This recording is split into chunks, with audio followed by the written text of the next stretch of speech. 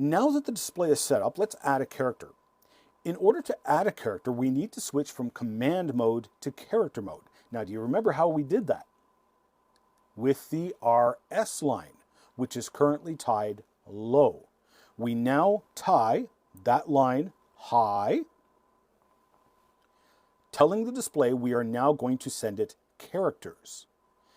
The Hitachi display driver was designed decades ago and uses the ASCII code as its base system. So the entire character set is on page 17 in the display, 17 and 18 in your display data sheet if you want, and you'll notice that it deviates from the standard ASCII code, like including Greek and Japanese characters. We're just going to use our fancy high-tech ASCII chart that you downloaded in lesson 2 and stick with the standard characters for now. So pick your favorite letter or the first letter in the message you want to send you to your display. I'll do hello with a capital H at the beginning. So I look up capital H in my fancy high-tech ASCII chart, and it's a 01001000. So remembering I now have to send the character's most significant nibble first, I set up my wires for 0100.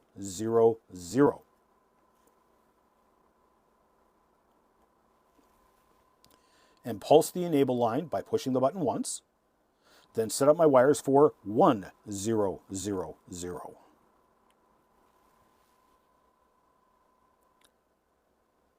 Pulse the enable line again, and bingo. It is displaying a capital H, but also notice it has moved the cursor over one automatically for you. It is now ready to receive and write your next character.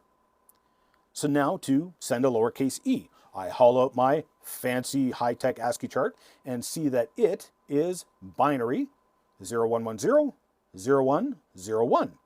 So set the first nibble of 0110.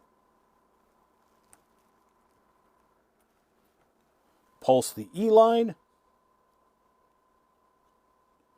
Set up the second nibble of 0101. Pulse the E line. Then looking up a lowercase l in the ASCII chart, we find it is 01101100. So I enter that character twice, one nibble at a time, and then finally enter the ASCII code for lowercase o, which is 01101111.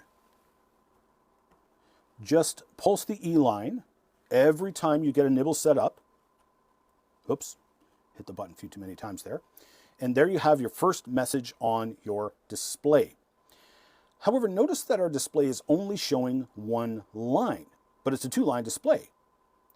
Because these same Hitachi drivers could be used on a myriad of different layouts, we have to tell it how many lines we've got.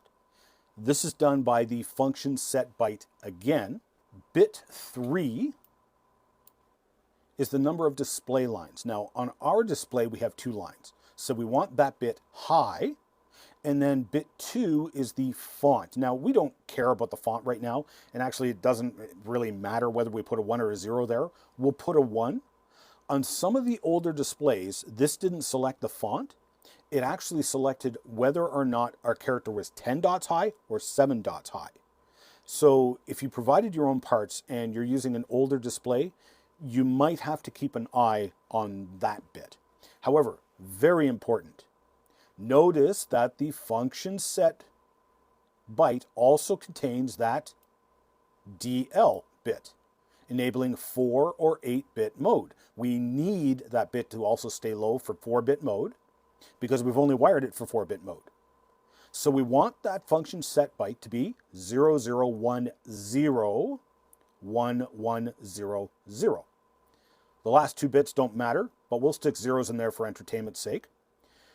We already issued the function set command to put it into 4-bit mode, so now any instructions must be sent in 2 nibbles, including any other function set commands. Now right now we are still in character mode. We were entering characters and the display is expecting character codes. We now have to tell it to expect command codes. Now, do you remember how we did that? With the RS line for register select. So we set the RS line to 0, and it is now ready to accept our 2 nibbles as a command. We first send 0010. 0010. Being the upper nibble, it keeps it set up in 4-bit mode. Then we send the lower nibble 1100, which sets the display into 2-line mode. It's now set up in 2-line mode. This may cause the cursor to jump to a weird place, but not a problem because we're now going to manually move the cursor around the display.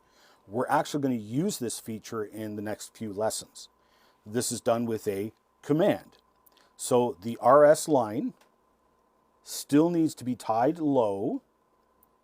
We will set the CG RAM address. Now, this is also on page 28. I must point out there is actually a mistake on this data sheet. The address indicated by the A's in the byte is a 7-bit number. They've only got 6 here, and bit DB7 is set high to trigger addressing. So the uppermost bit is a 1, so the display driver chips know right away that the other 7 bits in the byte are actual address, or the actual address of the specific character location we want to set the cursor to. Now here's the address map of the character blocks on our display. We want the cursor at line 2, the first location, which has an address of hex 40. In binary, that's 0100 0000.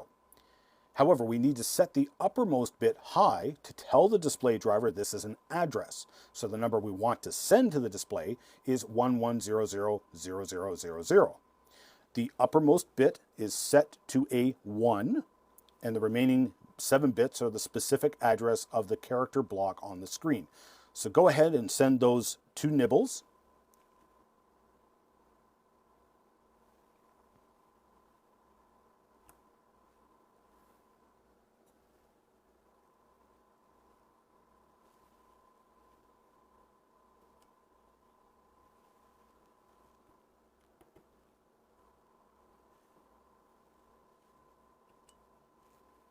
And voila, your cursor is now in the first location of line 2. You can now set your RS line high to send characters. And if you start entering characters if you want. All right, play around with that a while if you'd like. Experiment with moving the cursor around. What happens if you move the cursor over to somewhere where there's already a character displayed? What happens then if you enter another character? Try entering some of the other special characters in the character set. What happens? Remember, as you experiment, that the RS line needs to go low to issue commands and high to issue characters. That's an easy step to forget.